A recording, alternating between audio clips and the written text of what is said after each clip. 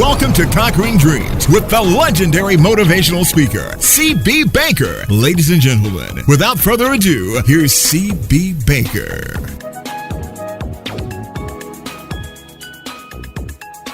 Hi, everybody. Welcome to another episode of Conquering Dreams. This is your host, C.B. Baker. Wow. We had a great first episode of the new season with Ro, and we talked about mentoring.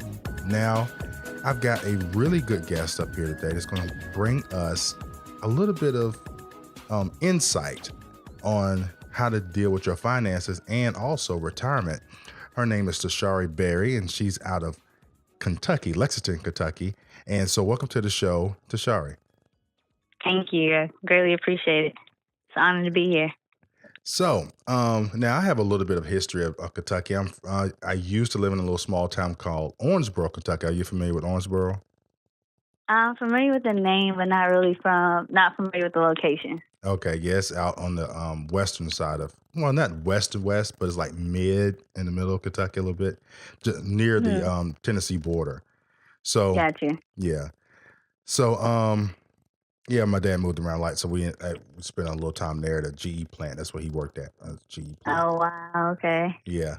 So let's get into you. What is it that you do? So I am a financial advisor, and I happen to own a registered investment advisory firm.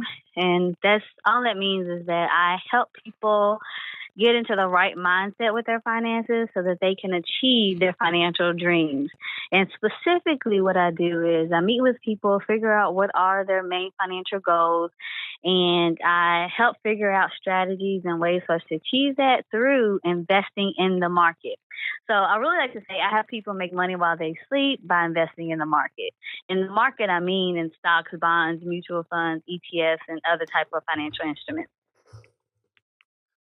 You know, what's really interesting about this topic is I'm pretty sure you're aware that Tony Robbins wrote two books recently on that. One being the Money Mastering the Game, and the other one I think is Unshakable. That's the name of that book. And he dives into like the game of money and how the wealthy keep getting, more rich by playing the game of, being wealthy and playing the game of money. So he did mention in there about the fiduciary people who are like mandated to, make sure that everything's in your best interest, because there's so many horror stories out there, people going to these mutual funds or going to investment bankers or whatever, and long story short, getting screwed over by what happens. Right. Yeah, you're exactly right.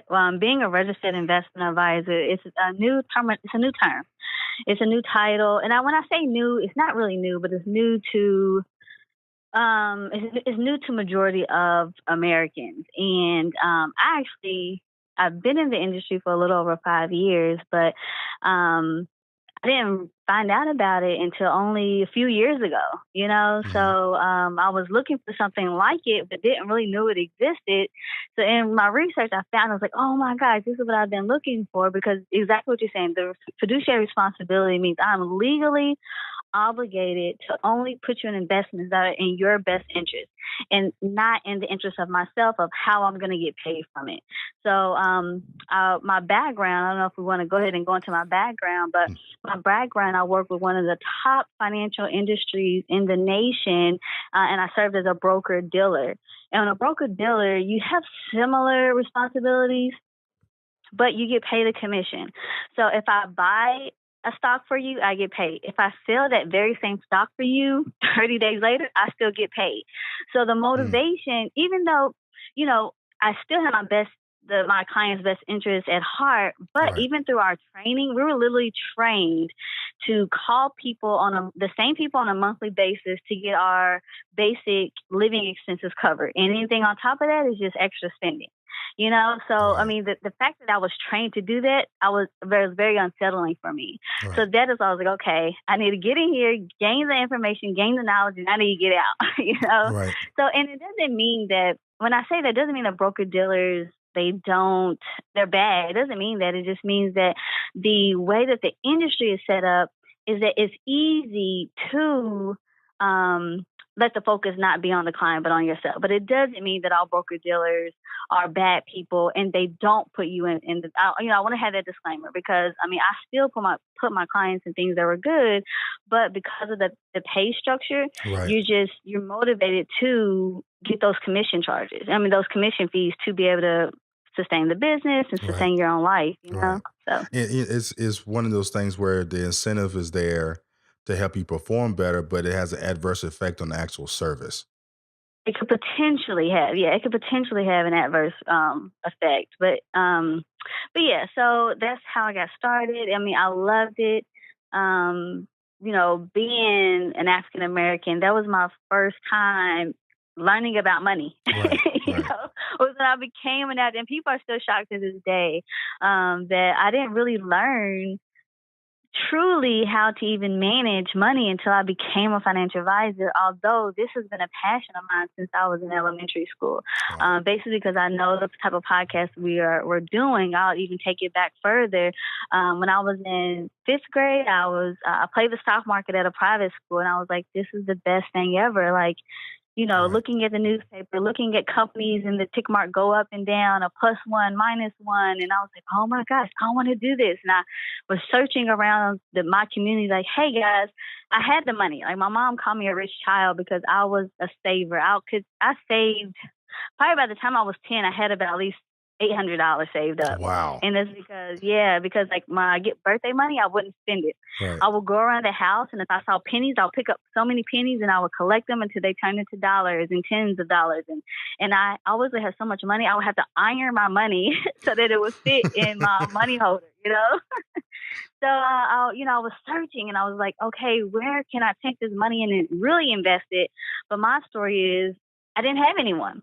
Right. I had no one around me who can tell me, okay, Tashari, take your at least $500 that you have and invest it in a stock so that by the time you want to graduate, you'll have money for school. Right. I didn't have anyone around me.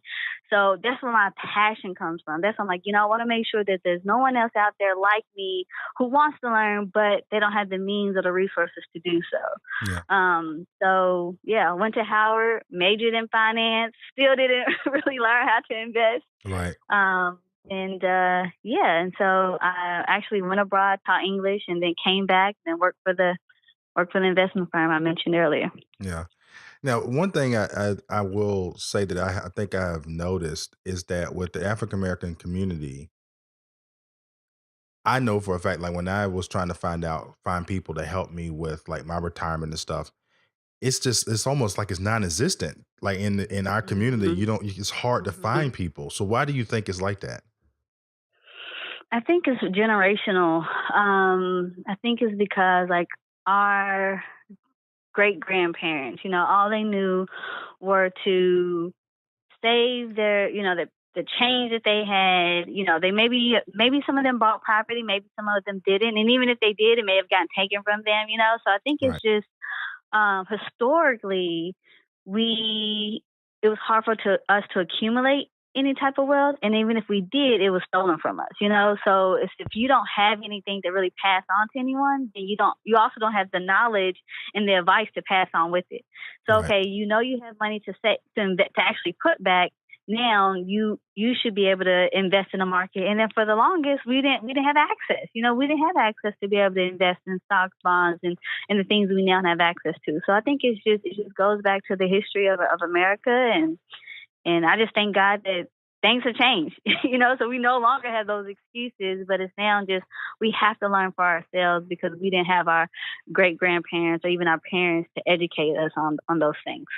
One thing I will say, I think that's happening now with the internet, people doing the podcasting, social media, that people like yourself are able to get out there and say, okay, hey, I'm here to teach you about finances. It's not that difficult. You just got to learn the basic terms, and then I will help you along through it. I always consider it like doing taxes. It's like I sit down and I put in the information in the TurboTax, and then the little wheel starts spinning, and it says, this is your tax return, or this is how much you owe. And I'm like, well, I have no idea really how it got there. So I'm just trusting that this software is telling me the right thing. But when it comes to finances, there's nothing, there's some things out there like that, but it really is more security in knowing like what you're doing, you know? Right. Yeah. I agree with you. I agree there's not as many even today, in 2017, there's still not a lot of systems out there to help you automate or even educate you on personal finance. Right. I'm seeing a big push and a big move towards learning more about even like within a high school, even locally. I'm seeing more of it, which I'm really glad that we're moving in that direction. But you're right, and so I think that's why it's our responsibilities as financial experts in our area to put information out there. But the difficulty that I see is that because what I do is so customized and personalized, and legally I can't. It's hard for me to give general advice, Right. Right. and people really need personal advice, So that's a challenge that I'm faced with. Okay, I want to put out this information, but at the same time, this is not good for everyone. And I don't want the wrong person to take this advice and apply it and they end up in a worse situation, So I think sometimes as a professional, our hands are tied a little bit, but that's why I recommend for people to seek professional help, just like you would for your doctor's appointment. You're not going to try to go and self-diagnose yourself. That's exactly what I was getting ready to say. That's exactly what I was going to say. It's like going to the doctor. Exactly. And I think that I tell people, if you pay for my services, you're actually investing in yourself, which you'll see a return. Right. So I think that another thing with our community and just people in general sometimes who are, even having money discussions are new for them, paying for such a service or paying for good advice is a challenge in itself. And I think that in order for you to be in a better situation, you need to be willing to pay to learn things that you don't know, Right. Yeah, and that's really difficult for a lot of people, especially in the African American community. But I'm gonna go farther than that. In the middle class, it is like it's difficult when you're saying, okay, I've got, I've got $1,500 left over at the end of the month, to go into savings, and then I have Tashari telling me I've got to invest, 800 of that, but then I don't have any money to really have any fun with. Then it is really hard to sell somebody on something that is so far out in the future. You're right. You're definitely right. And so I think that for me, what has been successful for me is like, that's why we talk about goals. We talk about goals and we talk about mindset. Like in our very first appointment, that's what I go over. Like I go over, okay, what are your goals, right? And then if your goals, as far as if your goals are attainable or achievable, that's up to you and your mindset. So I never tell someone like, oh, well, that's not possible. Like I don't care if you tell me you want to retire as a billionaire. I'm like, okay, let's figure out how we can do it. And do you have the mental capacity to achieve that? So I think that once you figure out where your goals are and why you're putting that money back, even if it is 40 years from now, because you have a goal in mind and you know that, okay, but by me putting away X amount of dollars every month, by the time retirement it's gonna give me, $1.5 million, so that now I can actually retire financially independent, and now I don't have to find a part-time job because I don't have enough money in retirement. So I think that by bringing it to the current date of what you want now for your future really has helped the different discussions that I have with potential clients that end up coming on as clients. Yeah. And you threw out the number 1.5 million. And I know like for the majority of the people, they're going to be like, oh my God, that's how much I got to have saved up. It's like they can't wrap their head around it. And then the goal is so huge to them that they just give up, before they even, they walk out your office like, I ain't gonna be able to do that. It's hard, even with me, and I found, and I consider myself, intelligent and a little bit well off from the businesses that I own. Even this hearing you say that, it sends it gets me a little uncomfortable, $1.5 million I got to have in the bank. And I know I'm nowhere near that right now, so Uh-huh.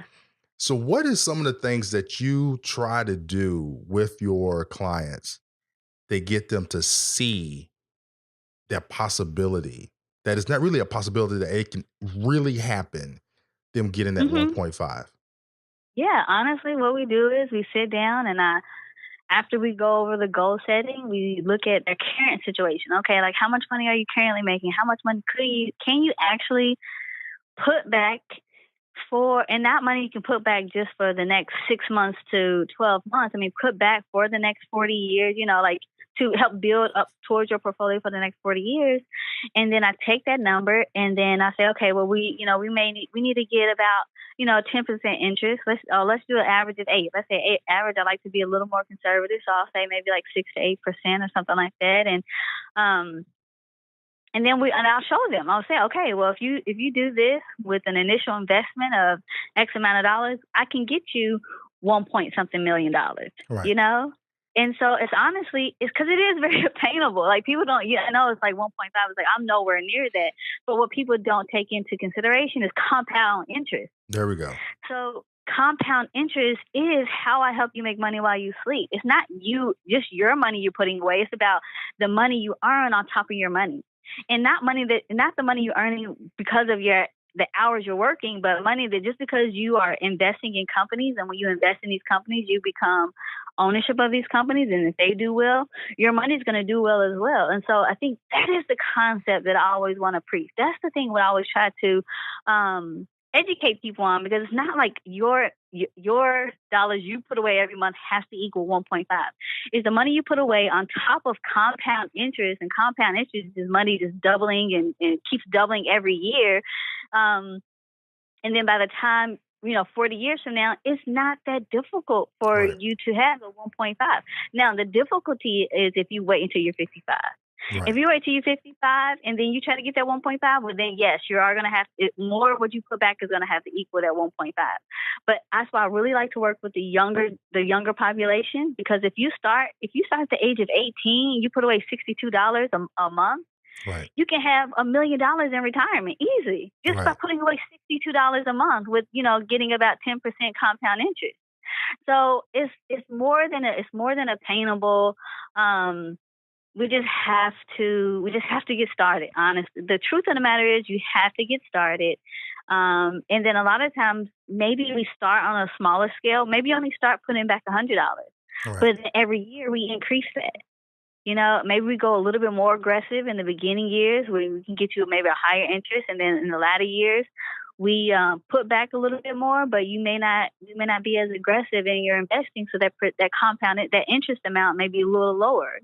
So Right. it's more. I mean, you can do it, but we just have to have a plan. And then honestly, with my clients, I even go over and beyond that. So because I am an entrepreneur, I own my business. I encourage people to be entrepreneurs. So I talk to my clients, okay, what are you passionate about? They're like, okay, I'm interested in this. I'm like, okay, let's figure out how we can help you make money in that passion that you have. Right. Because there's no reason for you not to be making money off your passion. Right. Even if it's just a part-time thing. I don't mean you have to be a full-time entrepreneur, but with my top clients, that's what we do. I help them set up businesses and nonprofits to also give them additional streams of income that's also going to help them in retirement as well. Now let's dive into that a little bit. Which I talk to multiple people in the consulting and things, and people who want to be entrepreneurs, and they'll think, well, I don't have the ability to quit my full time job to do to chase this dream, or to try to get something accomplished. And you mentioned something just then that made a whole lot of sense, which a lot of people don't understand. You do not have to quit your job to get No. another stream of income coming in. Right, right. And I don't encourage it. I did that, Right. It made life a lot more difficult. And which I mean I feel like it was meant for me to do that, but I don't encourage it for anybody else unless you feel like such a huge push of leap of faith to do so. Right. But honestly, I feel like everyone should be an entrepreneur in their own right, meaning have your full-time job, have your career that you love, but then always diversify your income by having another stream of income, which it could be something that only takes you about, you know, 10 hours a month, Right. Right. but you own it. So in the case that, you're in between jobs, you still have money coming in. And then if anything happens where you end up liking your part-time passion where you're making money more so than your full-time career, well, then you can make that transition and it'll be easy for you to do it. And what people don't understand is there's so many people making so much money. Yeah. You know what I mean? Like, Yeah. it's just like mind blowing the amount. I mean, like I went to this conference back in October, and it was a bloggers conference, people who blog about financial topics. Mm-hmm. And there were so many millionaires in the room, and they're making and people who aren't even millionaires, but they're making, $10,000 a month from blogging. Right. So I really feel like that's why I help my clients with the mindset first. Like my motto is Tashari Financial Group. It's a mindset, because people don't have financial independence because they don't believe that they can have it. Once you believe that the financial independence, when I say financial independence, I mean like you don't have any debt and you actually have a positive net worth, So Right. just so people know what that means. And so you can achieve it as long as you believe you can, because once you believe you can and then you put a dollar amount on that, Right. a lot of other things are going to come. You're going to start attracting. I believe in, being able to attract the things that you believe are possible for you. And so that's the type of people I work with. Like they may come to me like not believing that they can even put any money back. And so after leaving my office, they're like, wow, I need you. Like Right. I definitely need you. Now, if they are willing to commit and work with me, that's another thing. But just to help them elevate their mindset is the number one thing. Like, I know to go back to when you said you started your own business. So, as being an entrepreneur, what was the most scary thing that you felt when you left your full-time job to start your own business?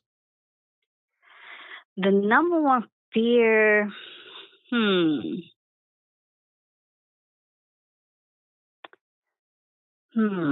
to think back now. At that time, what was my fear? My fear was, honestly, I was more afraid to work for someone than to start my own at that time. Mm-hmm. But to try to gear more towards, I know what you're asking.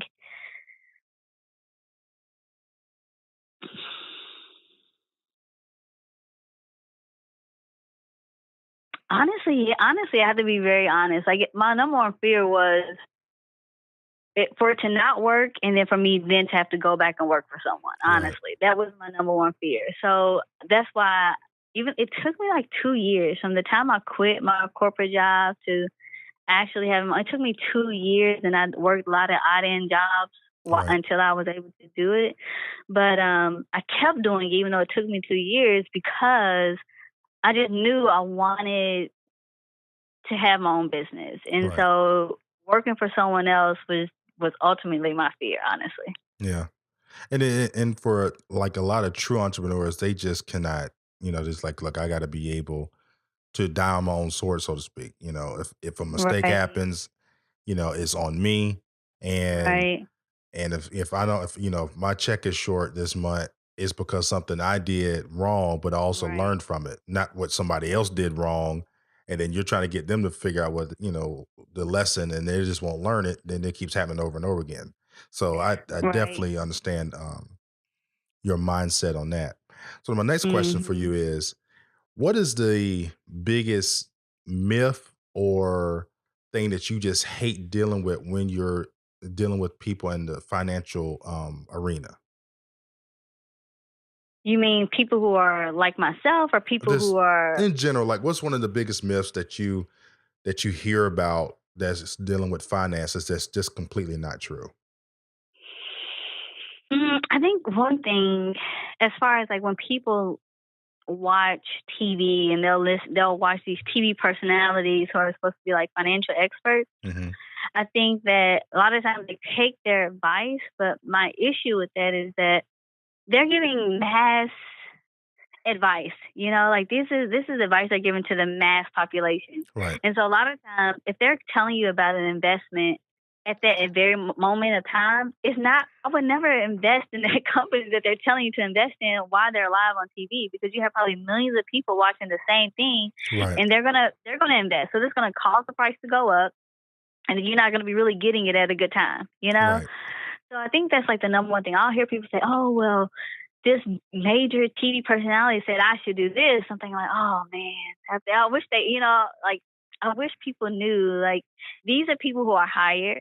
A lot of times they're hired by companies. A lot of times what they say is to promote something, even though Right. we hate to say that. We hate to think that, they're kind of, sometimes they're like being puppets, and they're they're being paid to say a certain thing. But the Right. truth of the matter is they're on TV, they're on TV and they're getting paid by a network, or they're getting paid, um, to promote a certain message. So I Right. think that that's like the number one thing. Like, really focus on someone who can give you more personal information than just getting general information from some TV personality. Yeah, I've noticed that too. Like when I watched, I think his name is Kramer, and he'll be talking Mm. about certain things. And I remember when the IPO for Snapchat came out, and everybody was posting on Instagram like I'm getting in on Snapchat. Oh I gosh. was like, well, okay. I said, did you look at the business of Snapchat? Right. Did you understand what Snapchat is doing versus what Instagram is doing? Are you looking at what Instagram is doing? It's like on one hand, I'm glad, people of the culture, so to speak, was finally trying to get into the financial game of putting their money in something. But it's like, did you really research it, or was it a knee jerk reaction to invest into Right. Snapchat? And I think it, like, within 3 days, it fell like $4 or $5.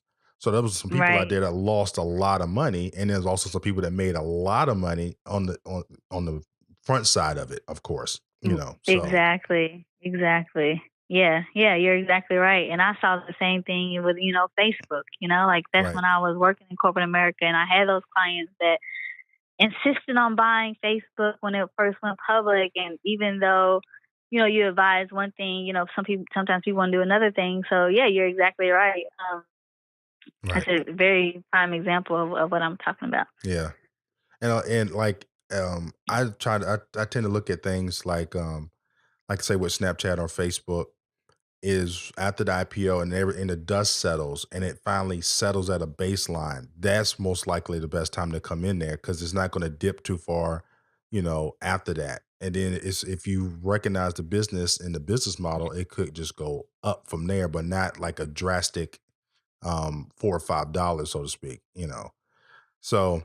what is some of the other positive things or positive stories that without mentioning your names, that you would like to talk about with your clients? As far as like investment advice of. Right. Like if you like taking a family from, I don't know, $100 extra a month to now they have $50,000 extra due to some of the advice and things that you was able to give them. Well, one thing is I've only been in business for a little over 2 years, so like the portfolios aren't. I mean, they're doing well, but I haven't had anyone like double or triple their money. But Right. I mean, just things of like seeing my clients get, having their money increase every month, and it's just based on what I have them invested in. So on like a small scale, like, having someone put in an initial investment of like $500, and then, and within 30 days, or within, 30 to 90 days, I see that 500 go to like $30. And it doesn't sound, it's not exciting. That's like one Right. thing Right. I come across all the time. Like, oh wow, like that's it. Like, yeah, that's it. But that's like $30 you didn't work for, and that's Right. $30 just has grown since having money invested in the market. And I mean, it's been like this, these past several months have been really good for the market. Like, my clients like, "Oh, Tashari, like I see, it's in the green." I'm like, "Yeah, that's good." But the thing is, it is kind of like a market wide right now. Right. um but one thing I will say is that by having your money diversified in an ETF, or if you just getting started at like a mutual fund, Hmm. it's going to be a better investment than just a stock. Because I know, like right now, we hear so many people who are just getting in the market, and, like they want to buy a stock. And I feel like unless you have a lot of extra money just laying around, talking about like $5,000+ just really Right. laying around, and you Right. don't need this for retirement, this is like your play money, Right. then I would recommend, buying individual stocks. But until you get to that point, I would highly recommend for you to invest in exchange traded funds, because they're going to give you the diversification and a little more security, meaning I'm not going to say security, a little bit more leverage as far as being spread across different industries than just buying like one stock. Right. So I see that a lot. I see a lot of times people putting like all their eggs in one basket when it comes to even like something like Bitcoin, Right. So like make sure that you know what you're doing. Make sure that your money is diversified, and make sure you're investing based on like your risk tolerance. Because the reason why I say like not everything is good for someone, because someone else may be, maybe very risk averse, Right. meaning that they don't want to take on a lot of risk. Yeah. Because no matter what you invest in, there's going to be fluctuations. I watch my clients' investments every day, and I'm like, whew, I'm even like, oh gosh, it's down. Right. It's down. It may be only down by like 0.5%, but I'm like, oh no, it's down. Right. So some people can't stomach that, and if you pull it at the wrong time, you can lose a lot more money than you should. Right. So my advice is to like make sure that you are investing in things based on how you handle fluctuation in the market. And also a lot of times people don't even look at companies that's been around for a long time. A lot of times we get excited about these new companies. Right. Me, typically, I like to invest in companies that are 10 plus years old and that are actually paying you money to invest in them, that they're actually paying a dividend. So I like to invest in companies that are actually paying a dividend, and that's been around for multiple decades, and they've weathered many storms like the Great Depression or like Right. the market crash of '08 or '01, and I believe that if something does happen, like they'll be able to weather that storm as well. Right. Now you mentioned Bitcoin, and I was talking to my wife about it. I said, what's funny is that I remember when Bitcoin first came out, and I was like, I can't imagine myself investing money into imaginary money. It's like it doesn't exist. It's like it's imaginary Right. money. It's like and then movies will come out and then people was in the movies in the black market. You know how the movies are. They was Mhm. using Bitcoin and stuff like that. I was like, I'm still not touching it. And now Mhm. Mhm. everybody just as soon as you turn on Facebook or you get on TV, they're talking about Bitcoin. And now to Right. me, I feel like, is this a bubble that's about to burst? Because at the end of the day, can you go to the bank and pull your money out? I don't know. There's a whole lot of things that I do not know about it. So Yeah. so how it does are you familiar with Bitcoin and how it works? I am familiar with Bitcoin. I'm familiar with how it works. But I don't know it's hard for me to say if it's a great investment for everyone. Hello, can you still hear me? Yeah, I can tell you. Yes. Okay, I just got a call. I didn't know if that was you calling. Yeah, it's just, honestly, I'm not sure about it either. And this is what I say to people. Whether or not it's a good investment for you, I'm not sure. Now, it's not something that I would recommend for a client just because of the uncertainty that I have. Right. Right. Now, and if you decide on your own you want to invest in it, hey, go for it. Once again, if you have the extra money laying around, I'm talking about not your mortgage money, not your Right. car payment, Right. I'm talking not like money that you need on a monthly basis, not even money you need for your emergency fund, but if this is truly like this extra money you have laying around and you want to invest in it, you know, check it out. I don't know. And then when you invest, and maybe you can start small. Like you don't have to buy one entire Bitcoin. You can buy fractions of Bitcoin. Right. So I say, because I hear all the time. I know people who are investing in it who are doing well, but at the same time, honestly, no one knows. No Yeah. one knows if this is going to be a bubble that bursts, or is it going to be something where you invest in and you make money. You won't know until it is or it isn't. Right. Right. Now, people who already invested in it, if you had invested in it 5 years ago, yes, you would have gotten some crazy returns, over Yeah. 200% returns. But that's also, once again, if you're selling it, you know. So Right. I don't know. I'm still unsure about Bitcoin, to be honest with you. It's got that multi-level marketing like feel to it. Like if you got in it early, you could get some good money, but now as people get in there, it's like you could get a little bit, but like you said, a lot of people don't know, and I'm willing and I'm honest to say I do not know. So and I tend to try to stay away from things. If I can't wrap my head around it, it's like, you know what? I'll just stay away from it. Because I know some leading tech people who are in it, who are Right. in like the blockchain management in itself. And honestly, I think like blockchain is huge. I think it's only going to grow. Mhm. Now, where Bitcoin or what it has now, they have like light crypto. I don't know. Right, There's so many right, yeah, cryptocurrencies. I mean, and one thing is Bitcoin is just like a brand name for cryptocurrency, and there's other cryptocurrencies out there. Then I think that with cryptocurrency, there's definitely probably going to be a place for it. I mean, it already is. I think it will grow, but where Bitcoin comes into play of that, I honestly I don't know. right. Does that So, make sense? yeah, it makes sense. Okay. So, as we wind down on the podcast, is there anything that you would like to mention about what you're doing and how to get in touch with you? I know you're in Lexington, Kentucky, so but can Yes. you do things remotely? How does your business work? So one thing is I work with successful entrepreneurs and I work with professional athletes, and I feel like really they're two of the same to a degree, Right.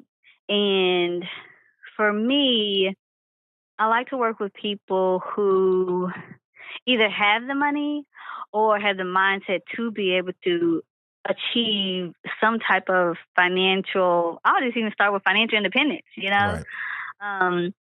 So for me, I'm really more selective on who I work with. But to get in contact with me, you can definitely email me at info@tasharifinancialgroup.com or just hit me up on Instagram. I'm very, very active on Instagram and on Facebook. You can find me on pretty much any of the social media at Tashari_financial or Tashari_fin on Twitter. But yeah, so if you are definitely, an entrepreneur or even a student athlete, I work with student athletes who are going pro. Definitely feel free to contact me. Or if you just have any questions, because I do go live sometimes. If you have any questions, you can definitely feel free to ask me on any of my social media pages. All right. Wow, that was very informative. So I look forward I look forward to contacting you and have you back on the show in a couple more months to see how things are going. And this is your host of Conquering Dreams, CB Baker. Till next time.